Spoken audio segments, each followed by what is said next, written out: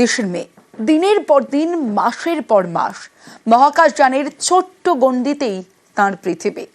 দুনিয়ার কোনো উৎসবের রেশি আর তাঁর কাছে পৌঁছয় না। মাধ্যাকর্ষণ নেই বটে, তবু নারীর টান তো আছে। সেই নারীর টানেই ফিরবেন সুনিতা। অপেক্ষায় তার লাইফ পার্টনার মিচেল উইলিয়ামস, এবং অপেক্ষায় আমরা সবাই।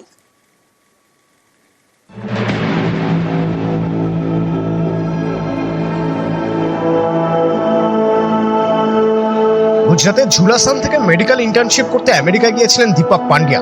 সেখানেই ঘর বাঁধলেন স্লোভান উর্সুলিনের সঙ্গে। 3 সন্তানের মধ্যে দ্বিতীয় সুনিতা পান্ডিয়া। সুনিতার জন্ম 1965-র 19শে সেপ্টেম্বর আমেরিকার ওহিও প্রদেশের ইউক্লিডে। বাবা দীপক পান্ডিয়া আমেরিকার নিউরো অ্যানাটমিস্ট, মা স্লোভান আমেরিকান উর্সুলিন বনি। এক দাদা এক বোন, দাদা জে থমাস আর বোন দীনা আনন্দ। वापिस आने का समाचार से आनंद तो होता है, पर मन के अंदर अलग प्रकार का भाव भी उत्पन्न होता है। और सभी भगवान को हम प्रार्थना करते हैं, हे प्रभु, आप जीवों का जीव को दया करने वाले हैं, आप ये मेरी बहन को जल्दी से तू वापस ला दे।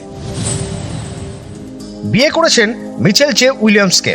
মিচেল জে উইলিয়ামস সুনিতা উইলিয়ামসের সঙ্গেই একসঙ্গে একসময় ফ্লাই করতেন। হেলিকপ্টারের দক্ষ পাইলট। একসঙ্গে ফ্লাই করতে করতে বন্ধুত্ব, প্রেম আর এখন লাইফ পার্টনার। সুনিতা স্কুল জীবন কাটে ম্যাসাচুসেটসে নিধাম হাই স্কুলে। এরপর উচ্চশিক্ষা ইউএস নেভাল একাডেমি থেকে পদার্থবিদ্যায় স্নাতক হন সুনিতা। এরপর ফ্লোরিডা ইনস্টিটিউট অফ টেকনোলজি থেকে ইঞ্জিনিয়ারিং ম্যানেজমেন্টে মাস্টার্স ডিগ্রি করেন। শুরু হয় সুনিতার কর্মজীবন। প্রথমে নেভাল অপারেটর, এরপর হেলিকপ্টার কমব্যাট সাপোর্ট এবং এয়ারক্রাফট হ্যান্ডলার। 30 ধরনের এয়ারক্রাফটে মোট 3000 ঘন্টা উড়ানের অভিজ্ঞতা রয়েছে সুনিতা উইলিয়ামসের। এরপর নাসায় যোগ দেন সুনিতা। প্রথম মহাকাশ অভিযান 9 ডিসেম্বর 2006। ফিরে আসেন 2007-এর 22শে জুন। গিয়েছিলেন ফ্লাইট ইঞ্জিনিয়ার হিসেবে। প্রথম মহিলা নভোশ্চর হিসেবে 4 বারে মোট 29 ঘন্টা 217 মিনিট স্পেস ওয়াক করেন। এরপর দ্বিতীয় মহাকাশ অভিযান 14 জুলাই 2012 থেকে 2012-র 18 নভেম্বর পর্যন্ত। সেবার তিনি রিসার্চার হিসেবে গিয়েছিলেন। আর সেবারেও প্রথম মহিলা নভোশ্চর হিসেবে 3 বারে মোট 50 ঘন্টা 40 মিনিট স্পেস ওয়াক করেন। 5 জুন 2024 পাইলট হিসেবে মহাকাশযান নিয়ে মহাকাশে অভিযান। কিন্তু মহাকাশযানের যান্ত্রিক ত্রুটিতে আন্তর্জাতিক স্পেস স্টেশনে আটকে পড়েন। 9 মাস ইন্টারন্যাশনাল স্পেস স্টেশনে কাটিয়ে এবার ঘরে ফেরার পালা। অপেক্ষায় আছেন তার life partner Mitchell J Williams. অপেক্ষায় সুনিতার বাবা দীপক পান্ডিয়ার জন্মভূমি গুজরাতের ঝুলাসান। অপেক্ষার আর কয়েক ঘন্টা।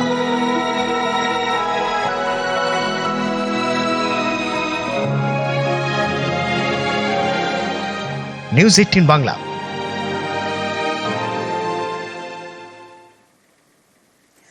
সুনিতা উইলিয়ামসের বাবার বাড়ি গুজরাতের ঝুলাসানে। দীপক পান্ডিয়া মেডিকেল ইন্টার্নশিপ করতে ঝুলাসান থেকেই পাড়ি দিয়েছিলেন আমেরিকায়। আর সেই ঝুলাসান এখন সুনিতার গর্বে গর্বিত। ঘরের মেয়ে ভালোভাবে ফিরে আসুন, এই কামনায় চলছে প্রার্থনা যজ্ঞ।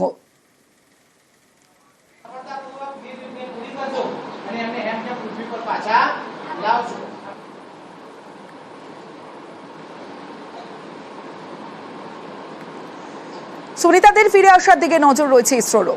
তাদের ফিরিয়ে আনার মিশন থেকে নতুন সম্ভাবনার দিক খুলে যেতে পারে বলে মনে করছেন ইসরো চেয়ারম্যান ডি নারায়ণন, এবং এক্সক্লুসিভলি জানিয়েছেন নিউজ 18 বাংলাকে।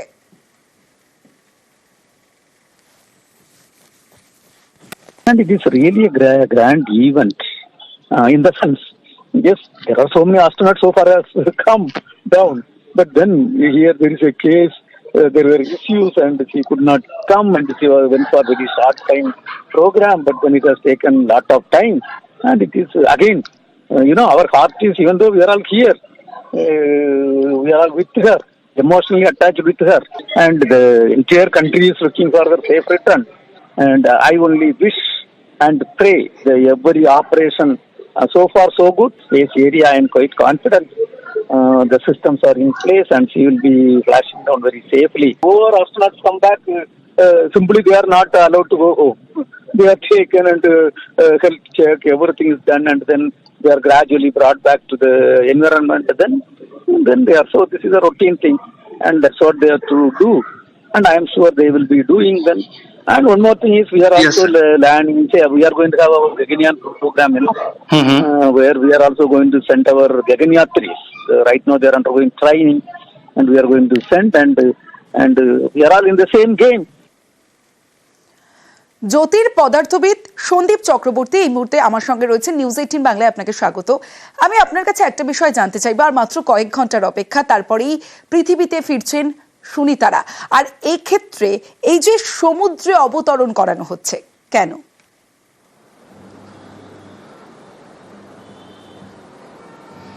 দেখুন, গত 60 বছর থেকে আপনি জানেন যে সমুদ্র হচ্ছে পৃথিবীর মানে 3 ভাগে 2 ভাগই জল। ফলে যদি আপনার সামান্যতম ভুলভাল ক্যালকুলেশন হয়, তাতে যদি এসে স্প্ল্যাশ মানে পড়ে, তাহলে জলে পড়ার প্রবাবিলিটি হচ্ছে 67%, ল্যান্ডের উপর প্রবাবিলিটি হচ্ছে 33%। ফলে এটা হলো একটা বড় পয়েন্ট। 2 নম্বর পয়েন্ট হচ্ছে যে সমুদ্রে পড়তে গেলে আপনার অনেক বেশি সেফ। আপনি প্যারাশুটে করে ধীরে ধীরে নামাচ্ছেন, এবং সেখানে চারিদিকে যেভাবে রেস্কিউ অপারেশনটা গত 70 বছর ধরে একটা প্রুভেন একটা টেকনিক, যেটা অ্যাবসলিউটলি কখনোই ভুলভাল হয়নি। মানে এটা সবসময়ই তারা রেস্কিউড হয়েছে। কিন্তু ল্যান্ডে ক্র্যাশ করতে পারে। এই পার্টিকুলার কেসে যেমন নিচে যে হিট শিল্ডটা আছে, আপনি জানেন যে এলন মাস্ক সবসময় একটু চমক দিতে পছন্দ করেন, এবং উনি চাইছিলেনই যে এই হিট শিল্ডের মধ্য দিয়ে 3টে পায়া বার করে এদেরকে অ্যাকচুয়ালি ল্যান্ড করানো মাটির ওপরে, কিন্তু সেটা অ্যাপ্রুভ হয়নি। এই জায়গা থেকে জানতে চাইবো যে সুনিতারা পৃথিবীতে ফেরার পর কি কি সমস্যার সম্মুখীন হতে পারেন?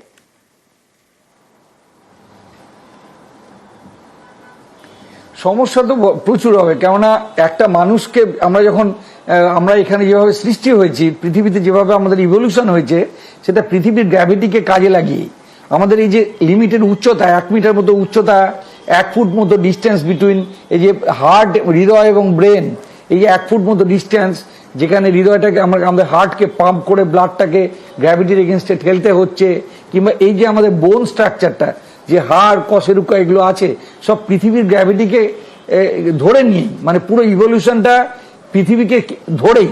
এবার পৃথিবীর বাইরে কেউ যদি 9 মাস কাটিয়ে আসে, তাহলে ন্যাচারালি পৃথিবীতে যেসবগুলো জিনিসের দরকার ছিল, যেমন বোন, পৃথিবী বেঁচে থাকতে বোনের দরকার ছিল, সেই বোনটা কিন্তু বাইরে দরকার নেই। সে বোন ছাড়া দিব্যি ভেসে ভেসে সমস্ত কাজকর্ম করতে পারছে। তেমনি আবার যে ব্রেনের চারিদিকে জল জমছে, চোখের বলের মধ্যে জল জমছে, হার্টটা অত জোরে পাম্প করতে হচ্ছে না, এবং প্রচুর প্রচুর হাই এনার্জি রেডিয়েশন তার গায়ে এসে পড়ছে। সে আমাদের স্পেস স্টেশনের এর মধ্য দিয়ে, দেওয়ালের মধ্য দিয়ে ঢুকে সেকেন্ডারি রেডিয়েশনে কনভার্ট হয়ে সেগুলো কিন্তু তার গায়ে গিয়ে পড়ছে, এবং তার জন্য তার অ্যাকচুয়ালি ক্যান্সারের চান্সও বেড়ে যাচ্ছে। ফলে উনি অফিসিয়ালি, মানে আমি যেটা বলতে চাই, ওনাকে বাঁচিয়ে রাখা হয়েছে বটে পর্যাপ্ত অক্সিজেন দিয়ে, কিংবা অন্যান্য মানুষদের সঙ্গে কথাবার্তা বলিয়ে, তাকে সে এখনো জানে যে সে মানুষ, কিন্তু সে যদি বেশি দিন থাকে, সে কিন্তু একটা স্পিসিসে পরিণত হবে, যে আর হাঁটতে চলতে পারবে না, অথচ মানুষের মতো চিন্তা ভাবনা করবে। ফলে তাকে সে যদি আবার ফিরে আসে, ন্যাচারাল তাকে আবার নতুন করে অ্যাডজাস্ট করতে হবে। সমস্ত শারীরিক যে বোন আছে, যে স্ট্রাকচারটা আছে, এই ক্যালসিয়ামগুলোকে আবার রিজেনারেট করতে হবে, কারণ 35 দিন পরে পরে কিন্তু আমাদের ক্যালসিয়াম রিজেনারেটেড হয়। ফলে এই 7-8 দিন গিয়ে যদি ফিরে আসতেন, এই প্রবলেমটা হতো না। কিন্তু এতদিন পরে যদি ফিরে আসছেন, ওনাকে প্রতিদিন এক্সারসাইজ করে বিভিন্ন জায়গায় রিয়াকশন, যে পেশিগুলোকে শক্ত রাখতে হচ্ছে, কিছু কিছু ক্যালসিয়ামগুলোকে তৈরি করে রাখতে হচ্ছে। এই ব্যাপারগুলোকে কিন্তু আসার পরে অন্তত 1.5 মাস সময় লাগবে ওনাকে আবার এন্টায়ার বোন স্ট্রাকচারটাকে তৈরি করতে। চোখের যে ঝাপসা দেখতে শুরু করবেন, উনি তো ওনার বল যে প্রেশারটা চেঞ্জ হয়ে গেছে। আমাদের যেমন গ্লুকোমার সময়তে যেমন আমরা অন্ধ হয়ে যাই, তেমনি ওখানেও বলের মধ্যে বিভিন্ন ফ্লুইড গিয়ে জমা পড়েছে, সেগুলোকে আস্তে আস্তে বার করতে হবে, ব্রেনের লিকুইড বার করতে হবে। ফলে উনি একটা অফিসিয়ালি আলাদা একটা স্পিসিসের মতো পরিণত হয়ে যেতে চলেছেন। যদি বেশি দিন থাকেন, তাহলে আরো বেশি ডিফিকাল্টি হবে অ্যাডজাস্ট করতে। ফলে এখন অ্যাজ এ পার্সন, তার ব্রেন সেল কিন্তু একদম বাচ্চা বয়সের ব্রেন সেলগুলো আছে। ফলে উনি সবাইকে চিনতে পারছেন, সব ক্রিয়েটিভিটি, শিক্ষা দীক্ষা সব সেম আছে, কিন্তু মানুষের মতো হাঁটাচলা করতে পারবেন না, এই হচ্ছে অসুবিধাটা। ফলে আমরা ধরে নিচ্ছি যে 6 সপ্তাহের মধ্যে ইন্টেন্স মেডিকেল কেয়ারে যদি থাকেন তাহলে সবকটা ফ্যাকাল্টি আবার তার কাছে ফেরত আসবে। বেশ, অনেক ধন্যবাদ সন্দীপ বাবু। আমরা কথা বলছিলাম জ্যোতির পদার্থবিদ সন্দীপ চক্রবর্তীর সঙ্গে।